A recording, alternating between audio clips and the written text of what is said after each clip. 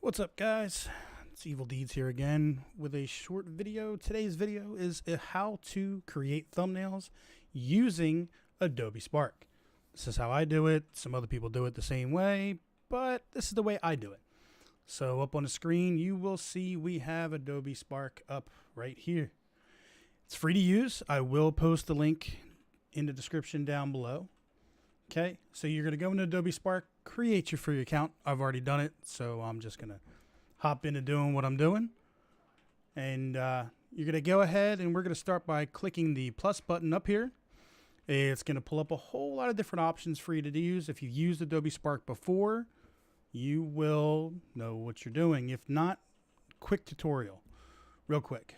Okay, so what I like to do is I like to just scroll down and just go to create a graphic. Okay, this is for something that I use, but go to start from scratch.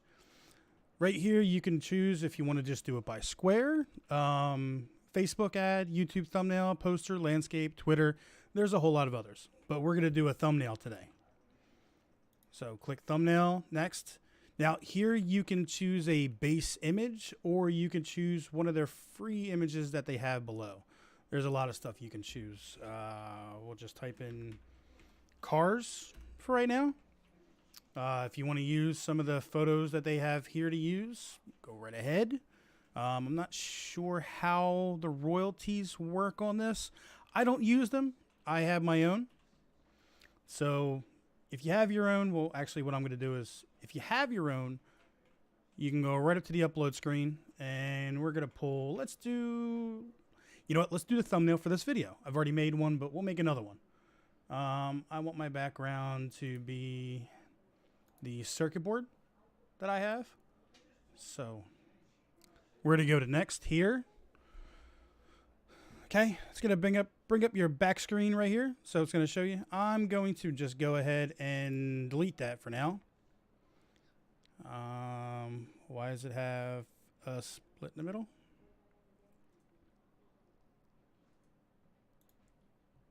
Layouts just be a block. So you could choose different layouts if you want, multiple squares, multiple breaks, larger size. You could change the borders if you want, change the cell size, a lot of different stuff that you can do. But it should just be a YouTube thumbnail, not two separate things here. Why is it still breaking it into two? We're just going to delete that. All right, there we go. So it's going to pop up like that. And like I said, we're just going to do a YouTube thumbnail. Okay, there we go. There it is in the background. Okay, so all you're really going to want to do, this is going to give you your general layout. Here you can add different photos. Like I have my logo already pre-made, which I did use with Adobe Spark. If you want to see a video on that, comment below and I can make a video on how to do a simple logo using Adobe Spark. But we're just going to go ahead and pull this one in. Okay, and if it's a transparent screen, which is what you're going to want to use, a transparent PNG file to create this. So we'll just do something simple, throw it up here, give it a little slant. Okay. So it's kind of how I do mine. You could do yours any other way. So now we want to do some text.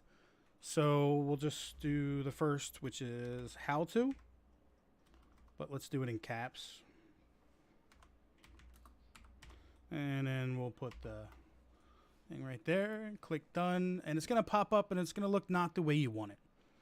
So what we're going to do is we're going to come over here. I have a few graphics, or not graphics, but fonts that I pulled in that I like to use. Like this one here. This is the one I kind of like to use. It's a little bit different, nice, just kind of what I like to do. Okay, you can change the size this way using the bar. Or you could just drag the corners. So we're just going to do that right here. We're going to leave it like that. Then we can go over here to color. I kind of have my colors already pre-made in a lot of these. That's another video I can show you later if you want to see that video on how to set up the branding. And so we have that one. So we're just going to go back over, click add text again. And how, no, we don't need to do that. So we'll do create. I can't type. Thumbnails for YouTube. And I know I didn't do that right. Doesn't really matter. Okay, and again, it does the exact same thing. Does it in a weird pattern, but you can always change colors and everything else to be what you want it to be. And to give it a little bit of different flair, you can hit the shuffle button. Well, you guys actually can't see what I'm doing right here, so let's move this up here, just so you guys can see it. Okay, so then you can hit the shuffle button here, which is in between the colors, and it allows you to flip the colors, or you can change colors this way. We're not going to, because I kind of like the colors I have. So, and then if you want to add the bar down at the bottom, like I like to do, you're just going to click in here somewhere, so it goes back to regular. Go to icon. No, we don't want a singer. Let's just do square. We'll just do a square here. We'll pick the most generic, just so it's nice and filled. So then we would just make this bigger, make that bigger, bring it down, say right here. And then since we don't want to complete, if you want to block it off, you can leave it like this here. Me, I kind of like the whole thing to show, so we're going to go to the opacity, and we're just gonna make it a little, you know, little see-through. So then again, if you want to add more of your stuff, like I have, let's see, we got the YouTube one that I have on my current one here. We're going to bring this down, and we're going to click it, shrink it. We're going to bring it over here, shrink it down into there, and then we can do it again, but this time we'll add the Adobe Spark one, which I already have. And here now, all of these, like I said, are transparent PNG files. So you got to make sure it's a transparent.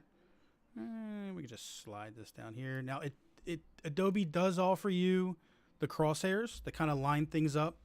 But if you need to put it in a specific spot that doesn't line up, because it's always going to want to snap to somewhere, and it won't go exactly where you want it, you can just hold the control, and then you have complete control on where that drops.